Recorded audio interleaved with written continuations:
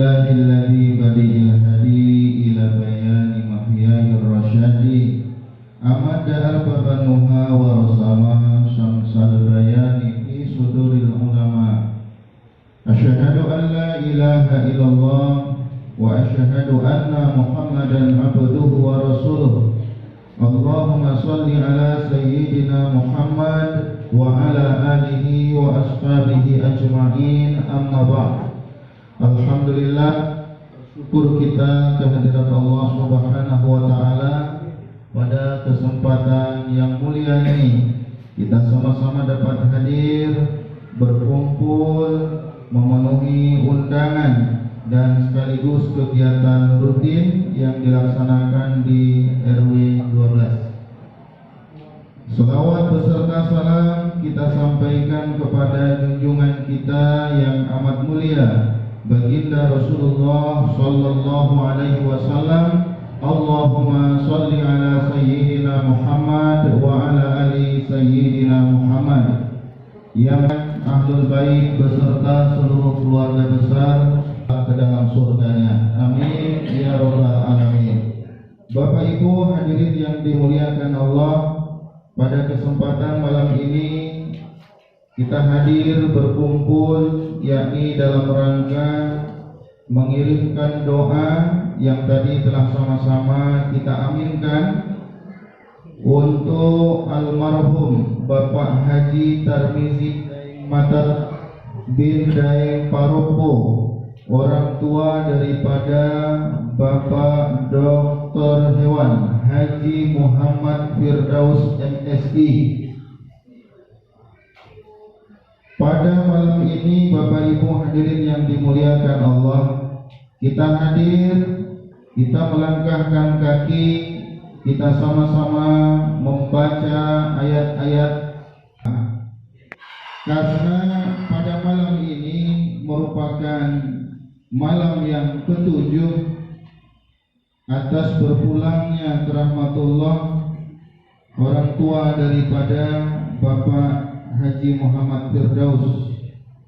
Nanti suatu ketika akan ada masanya orang yang akan datang ke rumah kita, orang membacakan doa untuk kita, orang membacakan tahlil, membacakan ayat-ayat, mengirimkan doa untuk kita, bahwa kematian adalah sesuatu yang pasti. Tidak ada manusia, tidak ada makhluk yang hidup kekal dan abadi. Semua makhluk pasti akan mati. Maka Allah Subhanahu wa taala berulang kali mengingatkan kita di dalam Al-Qur'an. Di antaranya Allah mengingatkan kita dalam surah Al-Anbiya pada ayat yang ke-35. A'udzu billahi minasyaitonir rajim. Bismillahirrahmanirrahim. Kullu nafsin dha'iqatul maut wa nabluukum bisyarri wal khairi fitnah wa ilaina turja'un. Shadaqallahul azim. Setiap yang bernyawa pasti akan mati, dan niscaya kami akan menguji kamu sekalian, kata Allah, dengan kebaikan dan keburukan. Wa ilaina turja'un, dan kepada kamilah semua kalian akan dikembalikan. Ayat ini Bapak Ibu hadirin jemaah beserta seluruh pentakziah yang mulia mengingat pasti akan mati. Semua makhluk pasti akan binasa. Semua manusia pasti akan meninggal dunia. Karena dunia ini adalah kehidupan yang fana, kehidupan yang sementara. Sementara kehidupan yang baqa, kehidupan yang kekal dan abadi adalah negeri akhirat. Oleh sebab itu Allah memberi umur kepada kita agar kita dapat mempergunakannya untuk melakukan amal salih, melaksanakan perbuatan-perbuatan baik, berta'abbud kepada Allah, agar kehidupan yang kekal dan abadi, kebahagiaan, dimasukkan kita semua ke dalam surganya. Amin ya rabbal alamin. Kehidupan ini Bapak Ibu amatlah singkat. Ibrah dan pelajaran berharga bagi kita bahwa semua yang diciptakan oleh Allah ini akan binasa. Tumbuh-tumbuhan jika telah sampai pada masanya dia akan mati, karena tumbuh-tumbuhan makhluk Allah. Hewan-hewan yang ada di sekitar kita pun jika telah sampai pada masanya dia juga akan mati, karena hewan ini ada masanya. Hewan ini makhluk Allah dan setiap makhluk pasti akan mati, termasuk yang ada di sekitar kita. Kita lihat di atas ada bola lampu. Bola lampu ini juga makhluk. Bola lampu ini ada limitnya. Bola lampu ini ada masanya. Ada yang limitnya 2500 jam, ada yang limitnya 6000 jam, ada yang limitnya sampai 10.000 jam bahkan lebih. Tapi kalau sudah sampai pada masanya, maka bola lampu ini akan putus dan dia akan padam. Apa artinya? Bahwa kehidupan yang ada di dunia ini pun masing-masing ada limitnya. Hewan-hewan yang kecil Bapak Ibu kita lihat seperti nyamuk. Menurut para pakar, umurnya taklah panjang karena bentuknya juga kecil. Kata orang-orang yang meneliti tentang nyamuk, katanya umurnya lebih kurang hanya berkisar 3 sampai 7 hari. Besar dari itu kita kenal lalat. Katanya lalat itu badannya lebih besar daripada nyamuk dan usianya lebih panjang. Kata mereka lebih kurang berusia 40 hari. Semakin besar biasanya akan semakin panjang umurnya. Kura-kura bisa tahunan, bahkan kalau yang dia berada di laut bahkan bisa mencapai 100 tahun. Demikian hiu, paus dan semacamnya. Maka kita pun juga makhluk Allah. Bagaimana hewan di sekitar kita adalah makhluk Allah, ada masanya, ada limitnya, mereka akan mati. Maka kita pun sebagai makhluk Allah juga akan ada masanya. Ada masa datang dan ada masa pergi. Di masa datang kita lahir, di masa pergi kita meninggal dunia. Pada hari ini kita sama-sama bertakziah, membacakan doa, mengirimkan doa untuk jiran tetangga kita, ya, keluarga kita, saudara kita, yakni almarhum Bapak Haji, segala amal solihnya dan ditempatkan pada tempat yang mulia di sisi Allah Ta'ala. Amin ya Rabbal Alamin. Hidup ini Bapak Ibu amatlah singkat. Tak terasa waktu berlalu. Putaran jam berubah menjadi hari. Hari bersusun menjadi minggu, pekan tersusun menjadi bulan, bulan berjalan menjadi tahun, tahun berlalu tak terasa. Dari awal kita tak dapat untuk berjalan karena kita lahir dalam keadaan lemah. Kita lahir di saat bayi, berbicara kita belum pandai kecuali dengan bahasa bayi. Kita tak dapat berdiri tegak karena kita manusia diciptakan oleh Allah dalam keadaan lemah. Kita belum punya gigi, belum dapat kita mengunyah, belum dapat kita menggigit karena gigi belum tumbuh. Terus waktu berjalan sudahlah mulai tumbuh gigi kita, tulang kita pun sudah mulai kuat, sehingga secara perlahan kita mulai tegak. Satu-satu kali kita tegak jatuh, tapi kita tetap berusaha karena kita punya keyakinan bahwa dengan kita pandai berjalan banyak hal yang bisa kita buat. Mulai dari tertatih, terjatuh, bangkit kembali, berdiri, sampai kemudian kita mampu untuk berjalan dengan sempurna. Tak cukup berjalan, kita bisa berlari, Bapak Ibu hadirin yang dimuliakan Allah. Tanpa terasa, di masa kanak-kanak dulu, ketika kita menoleh ke belakang, rasanya kanak-kanak itu baru hanya beberapa pekan yang lalu. Ternyata ternyata hari ini di antara kita sudah punya anak, di antara kita bahkan sudah punya cucu, dan tanpa terasa Bapak Ibu hadirin yang dimuliakan Allah, usia itu pun sudah mulai di penghujung waktu. Tulang kita dulu yang kokoh, yang kekar, sekarang sudah mulai rapuh. Kalau terlalu kuat kita bergerak, sudahlah mulai terasa sakit. Terlalu jauh kita berjalan, sudah mulai penat terasa. Apa artinya? Bahwa waktu berlalu tanpa terasa, menghantarkan kita ke usia senja.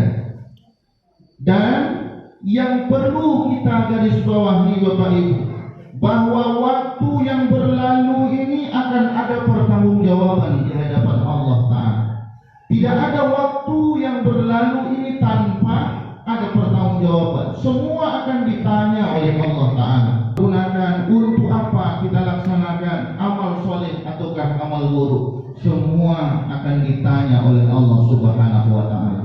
Maka yang penting bagi kita adalah bagaimana mempersiapkan masa kematian kita ini bisa menjadi kehidupan yang abadi. Nanti di hari akhirat kita bisa masuk ke dalam surga. Artinya apa? Ada filosofi Bapak Ibu yang sangat indah yang diajarkan oleh Allah Subhanahu wa Ta'ala. Bagaimana kehidupan ini di saat kita lahir, orang-orang di sekitar kita mereka tersenyum dan tertawa. Tapi bagaimana ketika nanti kita meninggal dunia, orang-orang di sekitar kita mereka akan menangis. Mereka akan menangis. Tapi kita berharap justru bahkan ketika kita lahir kita yang menangis. Tapi di saat kita meninggal, maka hendaknya kita yang tersenyum, tertawa lebar, tersenyum dikarenakan kita mendapatkan meninggal dalam keadaan husnul khatimah. Dan ini adalah harapan dan pengharapan besar bagi kita semua Bapak Ibu hadirin yang dimuliakan Allah. Allah menyebutkan dalam Al-Quran pada ayat yang ke-35 surah Al-Anbiya tadi, bahwa Allah akan menguji. Tak ada manusia yang tak diuji oleh Allah, mulai dari tingkat awam sampai ke tingkat paham. Mulai dari orang biasa-biasa saja sampai di tingkat alim ulama, sampai di tingkat para wali, bahkan sampai di tingkat nabi. Semua akan diuji oleh Allah. Bahkan semakin tinggi derajat manusia di hadapan Allah, ujiannya semakin berat. Semakin naik tingkat ujiannya semakin besar. Semakin naik tingkat semakin pula besar ujiannya. Tetapi kemuliaan di hadapan Allah pun akan semakin tinggi. Maka Allah menyebutkan wa nabluukum bisyarri wal khairi fitnah. Niscaya kami akan uji kamu sekalian, kata Allah. Dengan cara apa Allah menguji? Dengan dua cara, Bapak. Dalam ayat ini Allah menyebutkan ada dua cara Allah menguji manusia. Ada dua jalan Allah menguji manusia. Bagaimana dua cara tersebut? Dengan jalan apa Allah menguji kita semua? Yang pertama, Allah menguji manusia dengan cara keburukan. Yang kedua, Allah menguji manusia dengan kebaikan.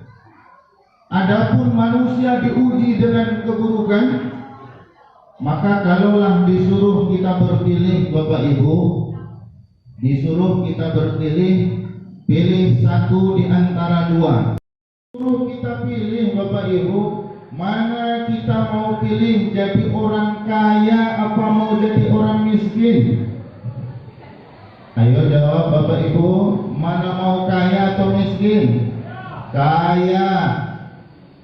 Kenapa kita tak mau memilih miskin? Karena sebagian besar orang menganggap bahwa kaya itu baik, sedangkan miskin itu buruk. Pertanyaan berikutnya, apakah benar sehat itu lebih baik daripada sakit?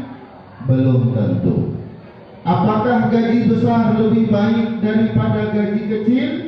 Belum tentu. Apakah kaya itu lebih mulia daripada miskin? Juga belum tentu. Lalu mana yang sebenarnya lebih baik dalam pandangan Allah? Maka yang paling baik dalam pandangan Allah adalah inna akramakum indallahi atqakum. Orang yang paling mulia di sisi Allah itu adalah orang yang paling takwa. Maka siapa saja yang takwa, takwanya paling bagus, imannya paling sempurna, ibadahnya paling baik, maka inilah yang paling mulia di hadapan Allah. Kalau kaya tapi dia takwa, maka dalam pandangan Allah dia mulia daripada miskin tapi dia tidak beribadah kepada Allah. Tapi kalau dia miskin taat kepada Allah, sementara kaya dia tidak taat, dia maksiat, maka bisa jadi yang miskin lebih mulia di hadapan Allah dibanding daripada yang kaya. Di zaman sahabat, Bapak Ibu, kita baca dalam catatan sejarah, Masya Allah, Utsman bin Affan itu adalah konglomerat. Abdurrahman bin Auf, sahabat Nabi, itu konglomerat. Dalam satu peperangan beliau pernah menginfakkan 1000 ekor onta. Istrinya yang sangat garang, tapi ketika dia sabar, Bapak Ibu hadirin yang dimuliakan Allah, maka ini menjadi kemuliaan bagi. Ada pula seorang istri ini diuji oleh Allah melalui suaminya. Istrinya baik, suaminya pula yang kejam, suaminya yang zalim. Tapi ketika istrinya sabar, maka ini pun menambah kemuliaan. Maka cobaan ini bisa datang dari mana saja, Bapak Ibu. Bisa saja suami dia sabar, istri sabar, tapi Allah menguji melalui anaknya.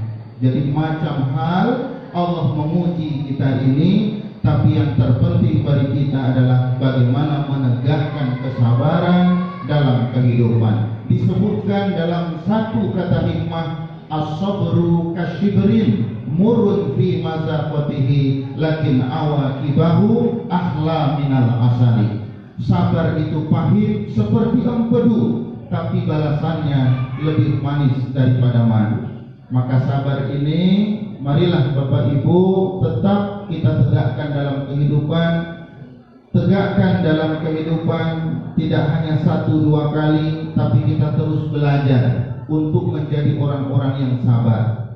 Berapa banyak kita mendapatkan pelajaran berharga dalam hidup ini, bahwa orang-orang yang sabar, ujung dari kesabaran itu adalah kesuksesan dan kejayaan. Para nabi dan rasul yang mendapatkan gelar ulul azmi itu bukanlah orang yang tanpa ada rintangan, bukanlah orang yang tanpa ada halangan, bukan orang yang tak diuji oleh Allah. Tapi nabi ulul azmi itu adalah para nabi yang sangat banyak diuji oleh Allah Ta'ala, tapi Allah memberikan apa? Kemuliaan yang lebih di antara para nabi-nabi yang lain. Maka bagi manusia siapapun, ketika sabar dalam menghadapi ujian, maka insya Allah ini pun akan menaikkan derajat. Siapa yang sabar dalam beribadah, ini pun akan menaikkan derajat. Bagaimana sabar dalam beribadah? Ya, ketika orang tidak berpuasa, kita berpuasa, ini berat. Orang makan cendol ketika bulan Ramadan, kita umat Islam disuruh puasa, menelan air ludah kita melihat orang minum cendol.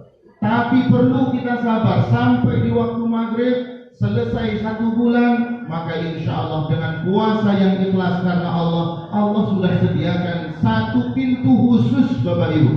Untuk siapa? Orang-orang yang gemar berpuasa dan puasa secara ikhlas karena Allah Ta'ala. Puasa akan menghantarkan manusia ke dalam surga, dan salah satu pintu surga itu tertulis pintu Ar-Rayyan. Apa itu? Pintu yang disediakan untuk orang-orang yang hobi berpuasa dan menunaikan puasa. Orang yang sabar dalam beribadah itu bagaimana? Subuh kita berat untuk bangun Bapak Ibu, tapi sabar dalam beribadah, ya Allah berat betul, rasa mata ini kantuk, letih badan ini, tapi karena panggilanmu ya Allah, saya bangun di waktu subuh. Kita sholat subuh diawali dengan qobliyah subuh atau sholat sunat fajar. Apa yang disebutkan oleh Nabi kita ganjaran daripada sholat sunat fajar ini? Rok'atal fajri khairum minad dunya wa ma fiha. 2 rakaat sholat sunat fajar, 2 rakaat sholat sunat sebelum subuh, ganjarannya dunia beserta isinya. Kalaulah orang tahu Bapak Ibu, maka orang tak akan meninggalkan sholat sunat sebelum subuh, apalagi sholat subuhnya. Kenapa orang harus mengejar pagi-pagi dengan pekerjaannya yang mungkin gajinya hanya 3 juta, 5 juta, 10 juta, 100 juta dalam 1 bulan, padahal 2 rakaat sebelum akhirat nanti dapat sama-sama ya kita nikmati nanti di hari akhirat. Dan di akhir daripada tausiah ini khususnya kepada keluarga, agar kiranya dapat bersabar dalam menghadapi musibah cobaan yang diberikan oleh Allah Subhanahu wa taala. Kemudian berikutnya tentu senantiasalah untuk mengirimkan doa kepada orang tua, karena doa daripada anak, doa daripada keluarga, daripada ahli waris ini sesungguhnya akan disampaikan oleh Allah taala. Idza mata banu Adam in qata'a amaluhu illa min salatin. Apabila meninggal anak Adam, meninggal manusia, terputus amalnya kecuali 3. Mana yang 3 itu? Walaupun orangnya meninggal, tapi amalnya, pahalanya akan terus berjalan. Kata Nabi, yang pertama sedekah jariyah, sedekah jariyah. Maka siapa saja yang bersedekah jariyah selama hidupnya, maka sesungguhnya ini akan terus mengalir. Dalam bentuk apa? Bisa dalam bentuk wakaf, bisa dalam bentuk amal jariyah ini. Ketika membangun masjid, perlu mungkin semin kita wakafkan, mungkin perlu batu kita ikut berwakaf. Tak harus banyak, sesuai kemampuan kita. Kalau orang mungkin dari hamba Allah 10 juta, 100 juta, mudah-mudahan menjadi ampunan oleh Allah Ta'ala dan ditempatkan pada tempat yang mulia di sisinya. Amin ya Rabbal Alamin. Terima kasih atas perhatian, mohon maaf atas segala kekurangan. Wabillahi taufiq wal hidayah. Assalamualaikum warahmatullahi wabarakatuh.